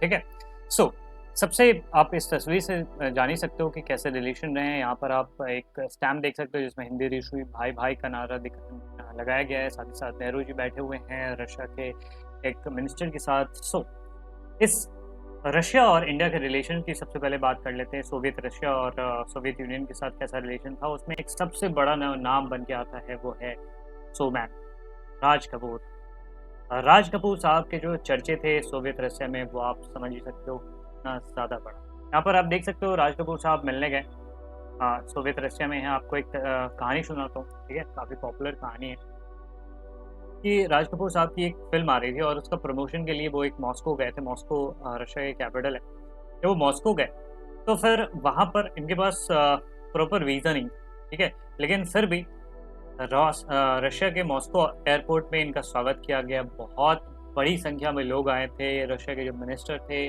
वो इनका स्वागत करने आए थे। और जब ये कार में बैठते हैं, जब ये आगे बढ़ते हैं तो फिर कार आगे की तरफ नहीं बढ़ती, ऊपर की तरफ बढ़ने शुरू हो जाती है, मतलब ऊपर उठना शुरू हो जाती है। दरअसल हुआ क्या था कि लोगों ने कंधों पर उस गाड़ी को उठा लिया। इस प्रकार का क्रेज था उस जमाने में बॉलीवुड का। सोमैन राज कपूर, मतलब सोचिए इस प्रकार का पागलपन हुआ करता था। सोमैन मतलब राज कपूर की कई सारी मूवी, जैसे यहाँ पर आप देख सकते हो श्री 423 या फिर आवारा, ऐसे कई सारे इवन कि मेरा नाम जोकर अगर आपने मूवी देखी होगी या फिर अगर आप देखो तो उसमें पाओगे कि उसमें रशियन सर्कस को ही लिया गया। ये जो फीमेल लेडी आप देख रहे हो ये रशिया की ही है, जो कि मेरा नाम जोकर में ये एक्ट करती हैं। तो इस प्रकार के अगर आप देखोगे कल्चर में या फिर बॉलीवुड में इस प्रकार के रिलेशन रहे हैं इंडिया और रशिया के बीच में। ना केवल राज कपूर का, साथ ही साथ और भी कई सारे जो एक्टर्स थे, जैसे दिलीप कुमार हो गए, देवानंद हो गए, ठीक है, मिथुन चक्रवर्ती का जो एक सॉन्ग है, ठीक है, जिमी जिमी जिमी, ये उनके आई थिंक उनकी जो मूवी थी, ठीक है, डिस्को डांसर का, उसका जो गाना था जिमी जिमी जिमी, ये काफ़ी ज़्यादा पॉपुलर हुआ था रशिया में। वन ऑफ द ब्लॉकबस्टर ये गाना हुआ था। फिर अमिताभ बच्चन हो, दिलीप कुमार हो, फिर आप देवानंद वगैरह को आप देख ही सकते हो इन सब तस्वीर में, नूतन जी हो, ठीक है, नरगिस जी हो, ये सब यहाँ पे काफ़ी ज़्यादा पॉपुलर हुआ करते थे बॉलीवुड। ठीक है, इतना ज़्यादा पॉपुलैरिटी हुआ करता था। आपको एक और इंसिडेंट बताता हूँ। मैंने एक इंटरव्यू देखा था जो कि रशिया में एम्बेसडर हुआ करते थे इंडिया में, ठीक है, वहाँ के एम्बेसी में काम करने वाले जो व्यक्ति थे वो बात करते थे। वो कह रहे थे एक बार कि रशिया में ना बेसिकली रोड पर 3 लेन्स हुआ करते थे। ठीक है, रोड में 3 लेन होते थे, जिसमें जो साइड वाले जो लेन्स होते थे ना वो आम पब्लिक के लिए होते, लेकिन बीच वाला जो लेन होता था ना वो बेसिकली कम्युनिस्ट पार्टी के लोगों के लिए होता था। कम्युनिस्ट पार्टी के जो मिनिस्टर होंगे, उस पार्टी के जो रिलेटिव्स होंगे या व्यक्ति होंगे, जो इन्फ्लुएंशियल व्यक्ति होंगे, उन्हीं के लिए वो लेन उनके लिए रहते थे। लेकिन ये जो थे इंडियन एम्बेसी में काम करने वाले व्यक्ति, ये अपनी एम्बेसडर कार को उस जमाने में हुआ करती थी, वो इस पे चला रहे हैं। ठीक है, ये इस प्रकार का क्रेज हुआ करता था, मतलब इस प्रकार के रिलेशन हुआ करते थे। ये अपनी कार इस लेन में चलाया करते थे। एक बार उनको पुलिस ने रोक लिया जब उन्होंने बताया कि हम इंडिया से हैं, उन्होंने बोला कोई बात नहीं, आप आगे जाइए, ठीक है। उन्होंने हंसकर उनको जाने दिया। मतलब ये लेन जो कि केवल केवल कम्युनिस्ट पार्टी के जो व्यक्ति हैं वही, कम्युनिस्ट पार्टी के जो एग्जीक्यूटिव या इन्फ्लुएंशियल ऑफिसर्स हैं वही यूज कर सकते हैं, उसको इंडियन व्यक्ति यूज कर रहा है, इंडियन ऑफिसर। ये बहुत बड़ी बात, और उनको यूज भी करने दिया जा रहा है, कोई रोक टोक नहीं।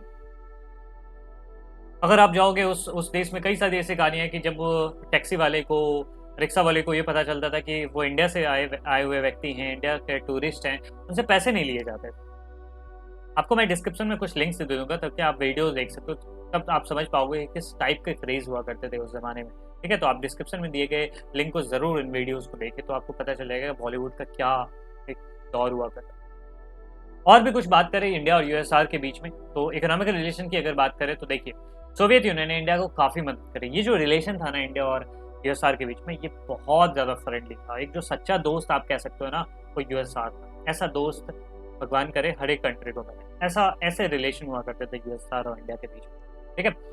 सोवियत यूनियन ने हम लोगों को मदद करी थी। इंडिया में कई सारे जो पब्लिक सेक्टर कंपनीज थे, इंडिया गरीब देश हुआ करता था। इंडिया जब आज़ाद हुआ उस समय गरीब देश था, उस समय में सोवियत यूनियन ने हमको मदद करी, ठीक है। जब डिफिकल्ट सिचुएशन था उस समय हमें मदद की, हमें हमारे पब्लिक सेक्टर कंपनी, जो हमारी सरकारी कंपनियां हैं, उनको सेटअप करने में हमारी मदद करी। साथ ही साथ हमें कई सारे एड्स भी दिए, कई सारे टेक्निकल असिस्टेंस भी दिए। वो सुपर पावर था और हम लोग एक गरीब देश, लेकिन फिर भी उसने कई सारे मदद करी हमारी, हमें टेक्निकल असिस्टेंस दिया। जैसे भिलाई में, बोकारो में, विशाखापट्टनम में, उन सब जगहों पे जो स्टील के प्लांट्स लगे वो भी रशिया की मदद से ही लगे, मतलब यूएसआर की मदद से लगे। फिर मशीनरी प्लांट जो कि भेल, जो एक बहुत बड़ी पीएसयू है, पब्लिक सेक्टर कंपनी है, पब्लिक सेक्टर यूनिट है, तो अंडरटेकिंग है, सो वो भी रशिया के यूएसआर की मदद से ही इंडिया में बनाया गया था। और सबसे इम्पोर्टेंट बात आपको बताता हूँ, एक ज़माना जब इंडिया बहुत गरीब देश है, इंडिया के पास इवन की खाने के लिए भी सामान नहीं है, तो हथियार खरीदने के लिए सामान कहाँ से होंगे, ठीक है। ऐसी स्थिति है, उस समय यूएसआर इंडिया की मदद कर रहा है।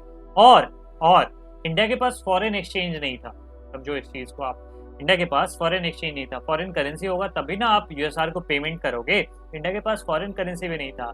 यूएसआर ने बोला कोई दिक्कत नहीं, आप हथियार हमसे ले जाओ, आप अपनी जो करेंसी है उसमें हमें पेमेंट कर देना, अपना इंडियन रुपये में ही पेमेंट कर देना। सोचो, इंडियन रुपये की उस समय कोई वैल्यू नहीं थी, कौड़ियों की वैल्यू नहीं थी उस जमाने में। यूएसआर ने बोला कोई दिक्कत नहीं, आप अपनी करेंसी में ही पेमेंट कर दो, आपके पास फॉरेन एक्सचेंज नहीं है, कोई दिक्कत नहीं, आप हमें इंडियन रुपये में ही पेमेंट कर दो, हम ले लेंगे। सोचिए, इस प्रकार से मदद करा था यूएसआर ने इंडिया को। पॉलिटिकली भी अगर बात करें, इकोनॉमिक तो हम लोग देख लिया, पॉलिटिकली अगर बात करें तो सोवियत यूनियन ने हमेशा से कश्मीर इशू पर हमारे साथ दिया है। इंडिया का जो पोजीशन रहा है कश्मीर इशू पर, उसमें हमेशा साथ दिया। यूनाइटेड नेशन जब कभी बात उठती है कि इंडिया ने कुछ गलत किया है, ये किया वो किया, सोवियत रशिया हमेशा कहता है कि नहीं, ये इंडिया का इंटरनल इशू है और हमें इंटरफेयर नहीं करना चाहिए। साथ ही साथ पाकिस्तान से जब युद्ध होता है 1971 में, जिसमें बांग्लादेश को आज़ाद करवाया जाता है, उसमें तो बहुत बड़ी मदद उन्होंने करा था। मैं आपको थोड़ा सा एक स्टोरी बता देता हूँ कि 1971 में जब ये इनएविटेबल हो गया था कि इधर डाल देखो, ये है इंडिया, ठीक है, इस साइड है और इस साइड अगर आप देखोगे तो ये पाकिस्तान हुआ करता था, ये ईस्ट पाकिस्तान था और ये वेस्ट पाकिस्तान था। तो ऐसे कुछ सिचुएशन अराइज हुए थे 1971 में, जिसके कारण अब यहाँ पर ईस्ट पाकिस्तान ये कंट्री ना अब इस स्थिति में आ चुके थे कि ये लड़ाई लड़ेंगे, ठीक है, ये आज़ादी के लिए लड़ाई लड़ेंगे। मतलब यहाँ पर डिमांड उठने लगी थी कि हमें आज़ाद होना चाहिए। इन्होंने इंडिया से मदद मांगी और इंडिया में भी बहुत ज़्यादा माइग्रेशन होता, बहुत सारे लोग इंडिया आ रहे हैं। तो उस समय इंडिया की प्राइम मिनिस्टर थी मैडम इंदिरा गांधी। मैडम इंदिरा गांधी को ये बातें लग गई थी कि अब लड़ाई निश्चित है, इंडिया और पाकिस्तान के बीच में लड़ाई अब निश्चित है। तो वो पहुंची यूएसआर, हालांकि काफ़ी सारे देशों के दौरे पे गए थे, लेकिन वो पहुंची यूएसआर और उस समय इंडिया ने यूएसआर के साथ एक ट्रीटी साइन करा था, treaty of friendship and cooperation. ये 20 सालों के लिए साइन किया गया था 1971 में। One of the most important treaty जो इंडिया ने साइन किया था, ट्रीटी ऑफ फ्रेंडशिप और कोऑपरेशन 1971 में मैडम इंदिरा गांधी वहाँ पे गई थी और उन्होंने साइन किया था। इसका मतलब ये हुआ कि जब कभी भी इंडिया को ज़रूरत पड़ेगी रशिया के मिलिट्री की, या रशिया जब कभी ज़रूरत पड़ेगी तो रशिया मतलब मदद करने आएगा, मतलब यूएसआर मदद करने आएगा और मदद करने आया भी। इवन कि आपको बताओ, जब ये लड़ाई शुरू होती है उसके बाद पाकिस्तान की मदद कौन करने आ जाता है? यूएसए। क्योंकि आपको पता है कि यूएसए के अलायंस को पाकिस्तान ने ज्वाइन कर रखा था, तो यूएसए मदद करने के लिए अपने सबमरीन्स को भेज देता है इंडियन ओशन में। उस समय यूएसआर को ये बात पता चलती है कि अब अमेरिका इसमें इंटर हो रहा है और यूएसआर ने सीधे अपने शिप को उसके सामने खड़ा कर लिया और अमेरिका को ये संदेश भेजा कि अगर आप इंडिया पे अटैक करते हो तो इसको यूएसएसआर पे अटैक माना जाएगा और हम न्यूक्लियर वेपन्स को भी यूज कर सकते। सोचो, और अमेरिका के जो वेपन सबमरीन्स हैं, पनडुब्बियाँ हैं, जो जहाज है, वो वापस यहीं से लौट गए, उन्होंने इसमें इंटरफेयर नहीं किया। सोचो कि अगर अमेरिका अपने न्यूक्लियर सबमरीन या कोई भी वॉरहेड लेकर इंडिया पर अटैक कर देता तो हमारे क्या हालत होती? अमेरिका से हम जीत पाते?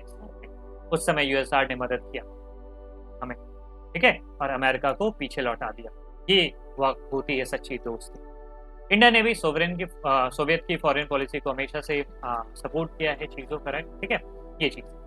वहीं अगर मिलिट्री की बात करें कि मिलिट्री के एरिया में किस तरीके से यूएसआर ने हमारी मदद करी है, तो बहुत सारा जो मिलिट्री वेपन है, बहुत सारे जो आर्सनल्स हैं, हम लोग को सोवियत रशिया की तरफ से ही मिले। जब एक ज़माने में जब बाकी सारे देश इस बात से हेजिटेट करते थे कि इंडिया के साथ वेपन शेयर करना, या फिर इंडिया के पास अगर फॉरेन एक्सचेंज नहीं है तो फिर उसको कैसे मिलिट्री वेपन देना, उस दौर में सोवियत रशिया ने हमें कई सारे वेपन्स दिए हैं, राइट, टैंक्स वगैरह, आर्सनल्स हो, सारी चीज़ें हमें दी। इवन कि अगर रिसेंट टाइम की बात करें तो ब्रह्मोस मिसाइल इंडिया और रशिया ने मिलके इस चीज़ को डेवलप करा है। ब्रह्मोस एक्चुअली ना ये एक एक्रोनिम है, एक्रोनिम तो नहीं कहोगे, शॉर्ट फॉर्म है। दो एक रिवर है, ब्रह्मपुत्र रिवर, जो कि इंडिया में है, और मॉस्कोवा रिवर, जो कि रशिया में बहती है, तो उन दोनों के नाम से मिलाकर ये ब्रह्मोस मिसाइल को नाम दिया गया।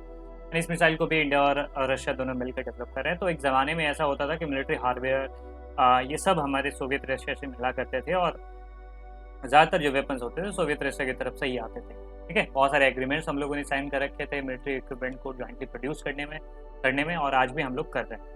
कल्चर की अगर बात करें तो मैंने आपको बताया हिंदी फिल्म और इंडियन कल्चर वहाँ पे बहुत ज़्यादा पॉपुलर थे, बहुत ज़्यादा ही पॉपुलर थे। बहुत सारे इंडियन राइटर्स, आर्टिस्ट विजिट कर चुके हैं यूएसआर को। यहाँ पर आप तस्वीर देख सकते हो, रविन्द्रनाथ टैगोर जी, ठीक है, गुरुदेव, जो कि विजिट करते हैं रशिया को, कई बार विजिट करते हैं, और रशिया की कल्चर से, रशिया में के जो सिस्टम है उनसे काफ़ी ज़्यादा प्रभावित भी रहते हैं, ठीक है। फिर यहाँ पर देख सकते हो आप, राज कपूर साहब हैं, एंड बहुत सारे जो एक्ट्रेसेस हैं, आर्टिस्ट हैं, वो यहाँ पर हैं, आपको इस तस्वीर में दिख रहे होंगे। तो ये कल्चर का ये एरेना आप देख। फिर जब 1991 के बाद डिसइंटीग्रेशन होता है, फिर ये तो चीज़ें हम लोग देख रहे थे कि यूएसआर के साथ कैसा रिलेशन था। अब हम लोग बात करते हैं रशिया के साथ कैसा रिलेशन रहा है। देखिए, इंडिया के ना बाकी सारे कंट्री जितने पोस्ट कम्युनिस्ट कंट्री हैं, पोस्ट यूएसआर कंट्रीज़ हैं, उनके साथ अच्छे रिलेशन हैं, ठीक है। जो 15 कंट्री है उन सबके साथ अच्छे रिलेशन हैं इंडिया के। लेकिन उनमें सबसे प्रगाढ़ संबंध जो कह सकते हो, सबसे डीप रिलेशन, या सबसे बेटर रिलेशन जो आप कह सकते हो, वो रशिया के साथ रहे। क्योंकि रशिया और इंडिया दोनों का ही जो विजन है वो मल्टीपोलर वर्ल्ड ऑर्डर का है। मल्टीपोलर वर्ल्ड मतलब एक ऐसा वर्ल्ड जहाँ पर को एग्जिस्टेंस हो सेवरल पावर का इंटरनेशनल सिस्टम है, ठीक है।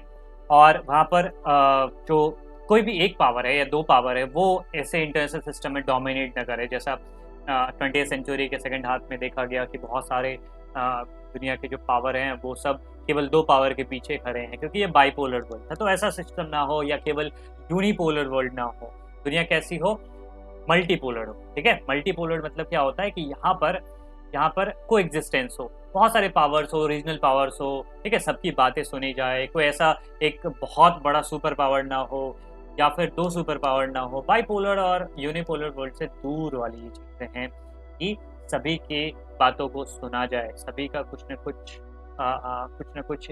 इन्फ्लुएंस रहे वर्ल्ड के सेइंग में। वर्ल्ड में कुछ भी चीज़ें होती है तो सबकी बातें सुनी जाए, सभी एरिया की बातें, राइट।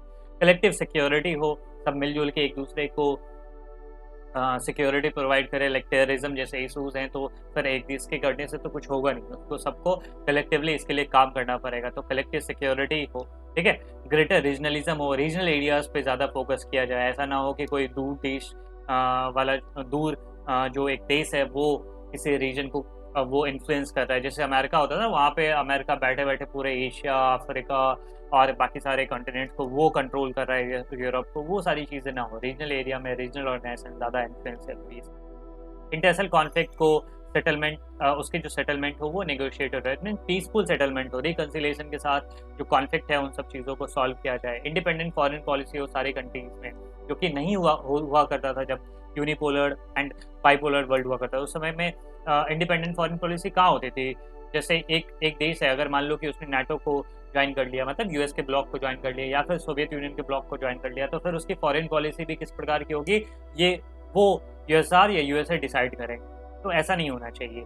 सभी कंट्री की फॉरेन पॉलिसी को वो कंट्री खुद से गवर्न करे, खुद से डिसाइड करे, सोवरेन नेशन हो, ठीक है। और यूएन जैसे संस्थाएं जो इंटरनेशनल ऑर्गेनाइजेशन है वो ज़्यादा बेटर इन्फ्लुएंस रखे, ज़्यादा पावरफुल हो, ज़्यादा डेमोक्रेटाइज हो, ये हमेशा रशिया और इंडिया दोनों का ही विजन रहा है, शेयर्ड विजन रहा है। समराइज करते हैं कि सेवरल पावर का कोई एग्जिस्टेंस हो, ऐसा ना हो कि केवल एक या दो पावर ही डोमिनेट करे। कलेक्टिव सिक्योरिटी और सब मिलजुल के टेररिज्म या दूसरे जो इशू हैं उनके लिए काम करे। रीजनलिज्म ज़्यादा प्रमोट हो, रीजनल एरियाज और रीजनल ऑर्गेनाइजेशन के भी इन्फ्लुएंसर हो दुनिया के मैटर्स में। जो इंटरनल कॉन्फ्लिक्ट है उसको सेटलमेंट किया जाए नेगोशिएशन से, रिकॉन्सिलिएशन से, वॉर से नहीं, ठीक है। और इंडिपेंडेंट फॉरेन पॉलिसी हो सभी कंट्री के, ठीक है, वो किसी दूसरे देश के द्वारा डायरेक्टेड ना हो, दूसरे देश जो कहे वैसा न माने, अपनी जो बातें हैं अपने हिसाब से अपने इंटरेस्ट को देखते हुए अपनी फॉरेन पॉलिसी बनाए। और यूनाइटेड नेशन जैसे संस्था है ज़्यादा डेमोक्रेटाइज और ज़्यादा पावरफुल। इंडिया के लिए कहाँ कहाँ बेनिफिट मिला है रशिया के साथ संबंध रख के, तो अगर आप देखोगे तो कश्मीर इशू पे हमेशा से रशिया ने इंडिया का साथ दिया है। हमेशा से ये बातें उठती है कि कश्मीर इशू पे तो रशिया ने हमेशा कहा है कि ये कश्मीर इंडिया का इंटरनल मैटर है, बाहरी देशों को इसमें इंटरफेयर नहीं करना चाहिए। पर अगर आप देखोगे एनर्जी सप्लाई के लिए तो रशिया एक बहुत बड़ा सोर्स है hydrocarbon and oil and gas का, तो वहाँ से हमें ये सारी चीज़ें हमें वहाँ से मिलती है। फिर अगर आप देखोगे इंटरसेट टेररिज्म में तो इंडिया के साथ हमेशा खड़ा रहता है रशिया, और मदद करता है इंटरसेट टेररिज्म को कम करने में। फिर अगर आप देखोगे सेंट्रल एशिया तक एक्सेस पहुँचाने में रशिया एक तरह से मीडिएटर की भूमिका निभाता है कि सेंट्रल एशिया कंट्रीज तक इंडिया पहुँच जाए, ठीक है। फिर और देखोगे तो आप यहाँ पर पाओगे कि चाइना के साथ रिलेशन को बैलेंस करने में भी रशिया मदद करता है। अगर आप देखोगे तो चाइना के रशिया के साथ अच्छे रिलेशन है और रशिया के इंडिया के साथ अच्छे रिलेशन है, तो चाइना बीच में एक मीडिएटर का रोल प्ले करता है अच्छे रिलेशन बनाने के लिए। और जब कभी कॉन्फ्लिक्ट होता है चाइना से तो उन चीज़ों को रिकनसाइल करने के लिए। फिर अगर रशिया की बात करें तो इंडिया कैसे उसके लिए बेनिफिशियल है, तो India is the second largest arm market for Russia. Russia के लिए सेकेंड लार्जेस्ट आर्म्स मार्केट है, मतलब इंडिया एक जैसा एक बड़ा कंज्यूमर रशिया को मिल जाता है, ठीक है, वो रशिया के बने हुए वेपन्स को खरीदता है। फिर अगर आप देखोगे दूसरी चीज़ों में तो ऑयल का एक बहुत बड़ा कंज्यूमर है, तो एज ए कस्टमर या कंज्यूमर इंडिया एक बहुत बड़ा सोर्स है रशिया के लिए, या रशिया के लिए बहुत ज़रूरी एक पार्टनर। हालांकि और भी मुद्दे हैं जिन पे हम लोग पार्टनरशिप कर रहे हैं। इंडिया अपने रशिया के साथ और साथ ही साथ कजाकिस्तान और तुर्कमेनिस्तान के साथ एनर्जी इंपोर्ट को बढ़ाने की सोच रहा है। हाल के दिनों में मैंने आपको पिछले स्लाइड्स में जब मैप दिखाया तो उसमें मैंने आपको दिखाया था किस प्रकार से गैस पाइपलाइन इंडिया तक भी लाने की बातें चल रही हैं। फिर पार्टनरशिप और इन्वेस्टमेंट की बातें हो रही है कि ऑयल फील्ड में पार्टनरशिप करेगा इंडिया, कई सारे इन्वेस्टमेंट कर रहा है ताकि ऑयल वहाँ से एक्सेस मिल सके इंडिया को।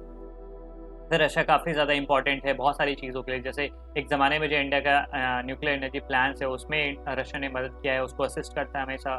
स्पेस इंडस्ट्री में भी रशिया काफ़ी ज़्यादा मदद करते हैं, जैसे क्रायोजेनिक इंजन जो होता है ना, रॉकेट में जो इंजन यूज़ होता है, तो जब इंडिया को ज़रूरत होती है तो रशिया ही प्रोवाइड करता है, या किया था उसने, ठीक है। और इवन कि रशिया और इंडिया बहुत सारे साइंटिफिक प्रोजेक्ट्स पे भी कोलैबोरेट करते आ रहे हैं, जैसा मैंने आपको बताया था बहुत सारे साइंटिफिक प्रोजेक्ट पे डिफेंस इक्विपमेंट को जॉइंटली डेवलप कर रहे हैं। फिर आपको मैं बता दूँ इंडिया ने जो, और आपको कुछ चीज़ें आपको फैक्ट बता देता हूँ कि पूरी दुनिया में जो सबसे पहला जो सैटेलाइट है ना वो यूएसआर ने ही लॉन्च किया था, ठीक है। और इवन की जो सबसे पहला जो सबसे पहला इंसान है जिसको स्पेस पे भेजा गया था तो वो भी यूएसआर के द्वारा ही भेजा गया था, यूरी गागरिन, ठीक है। तो उस ज़माने में यूएसआर काफ़ी ज़्यादा स्पेस टेक्नोलॉजी में काफ़ी एडवांस हो गया था, तो उसने भी इसरो की काफ़ी मदद करी है। इवन कि जब इंडिया को अपना पहला सैटेलाइट भेजना था स्पेस में, आर्यभट्ट, ठीक है, ये पहला हम लोगों का मतलब इंडिया का पहला सैटेलाइट है आर्यभट्ट, तो उसको रशिया ने ही लॉन्च किया था, ठीक है, उसको इंडिया से नहीं लॉन्च किया गया था, उसको रशिया ने मतलब यूएसआर ने ही लॉन्च किया था। इवन कि आपको बताओ कि इंडिया के अकेले इंडियन सिटीजन जो आज तक स्पेस में गए हैं वो है मिस्टर राकेश शर्मा, जो अभी जीवित है और अकेले इंडियन सिटीजन। फिर आप कहोगे सर कल्पना चावला ये सब वगैरह, नहीं, उन्होंने फिर यूएस की सिटीजनशिप ले ली, तो सिटीजनशिप इंडिया का फिर चला गया ना, तो इंडिया की सिटीजन रही नहीं। फिर सुनीता विलियम्स है तो उनका डिसेंडेंट है, मतलब कि वो इंडियन डिसेंट के हैं, ठीक है। उनके पेरेंट्स में से वन ऑफ हर पेरेंट वो इंडिया से बिलोंग करते हैं, वो खुद अमेरिका के सिटीजन, वो भी कल्पना चावला ये सब अमेरिका के सिटीजन है।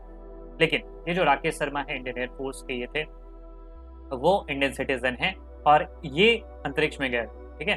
तो इनको भेजने वाला कौन? यूएसआर ने ही अपने स्पेस के साथ इनको भेजा था, ठीक है। और भी कई सारे मुद्दे हैं, जैसे अभी इंडिया ने प्लान कर रखा है कि गगनयान, इंडिया का एक प्रोजेक्ट है गगनयान। इस प्रोजेक्ट के द्वारा इंडिया प्लान कर रहा है कि इंडिया ने आज तक, आपको बता दूं कि इंडिया ने आज तक कभी मैन मिशन नहीं किया, मतलब कभी इंसान को अंतरिक्ष में नहीं भेजा। इंडिया ने सैटेलाइट वगैरह भेजे हैं, चंद्रयान 1, चंद्रयान 2, ये सारी चीज़ें, मंगलयान, ये सब भेज रखा है, लेकिन कभी भी मैंड मिशन नहीं किया है। अनमैंड मिशन हमेशा रहा है, कभी इंसान को नहीं भेजा इंडिया ने, इसरो ने, तो इंडिया का प्लान है कि गगनयान मिशन के थ्रू हम लोग स्पेस में इंसानों को भेजें इंडिया। तो उसके लिए जो ट्रेनिंग है ना, वो भी अभी के समय में अगर बताऊँ एग्जैक्ट, तो ये करंट अफेयर्स का हालांकि इशू है कि अभी उनको रशिया उसको ट्रेनिंग दे रहा है उन व्यक्तियों को, ठीक है। तो गगनयान मिशन में भी हमें कई सारी मदद कर रहा है, स्पेस सूट वगैरह बना के ट्रेनिंग दे के। तो देख रहे हो कि कितना अच्छा कोऑपरेशन रहा है इतिहास में भी और आज के समय में भी इंडिया और रशिया के बीच। हालांकि संबंध जैसा मैंने आपको बताया था कि जो इंटरनेशनल रिलेशन होता है उसमें कोई भी परमानेंट फ्रेंड या परमानेंट एनिमी नहीं होता है, बल्कि परमानेंट इंटरेस्ट होते हैं। हालांकि समय के साथ साथ कुछ परिस्थितियां बदलती जाती हैं, उतनी अच्छे संबंध जो एक ज़माने में यूएसआर था तो उतना तो नहीं रहा है, लेकिन फिर आप कह सकते हो कि इंडिया और रशिया का जो संबंध है आज भी उतनी ही प्रगाढ़ता के साथ बना हुआ है। कि हम लोग यही आशा करेंगे कि ये संबंध हालांकि बना रहे, ठीक है। तो ये इस चैप्टर का एंड हो गया, इसके साथ इस वीडियो का एंड होता है। और इसके बाद हम लोग जो टॉपिक डिस्कस करेंगे वो अरब स्प्रिंग होगा, सीआईएस के बारे में डिस्कस करेंगे एंड उसके बाद आई होप आपको ये सारी चीज़ें समझ में आएंगी। कोई भी प्रॉब्लम है, कोई भी इशू है, आप कमेंट सेक्शन में ज़रूर लिख के बता सकते हैं, और जो मैंने आपसे प्रश्न पूछा है उसके जवाब भी आप कमेंट सेक्शन में ज़रूर दें। Thank you so much and take very good care of yourself, keep learning and thank you.